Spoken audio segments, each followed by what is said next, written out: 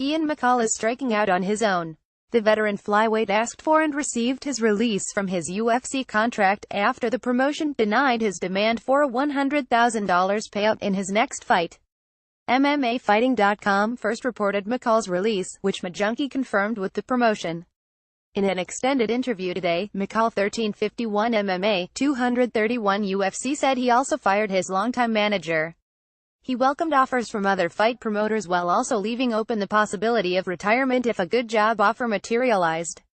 He said he recently came close to a gig with a software development company to help develop a music and radio app. It just goes to show you that people are willing to offer me good money, he said. There's other options for me out there. Good, corporate options with benefits.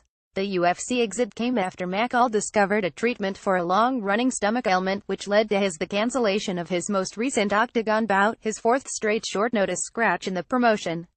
I finally got out of my funk, he said. I finally feel like me again. Long dissatisfied with his pay grade, McCall said he tried to renegotiate with the UFC to receive a minimum of $50,000 to show and $50,000 to win. He said he asked his manager to be personally involved in talks, but ultimately was left out. When a subsequent offer came for $22,000 to show and $22,000 to win, McCall fired the manager. This past week, he asked for his release from the UFC.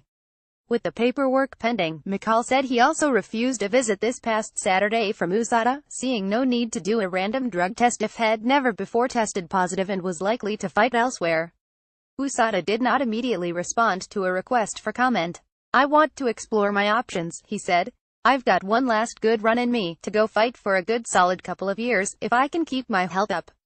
As healthy as I am now, I can do that. The way I've tailored my training, it's about getting in shape now. It's more of a game at this point that I get to play to try and sell myself and see what I can pull off. McCall named Japanese promotion Risen FF as a possibility, but said the highest bidder will ultimately determine his next move. Either tell me I'm pretty or take me to lunch, he joked.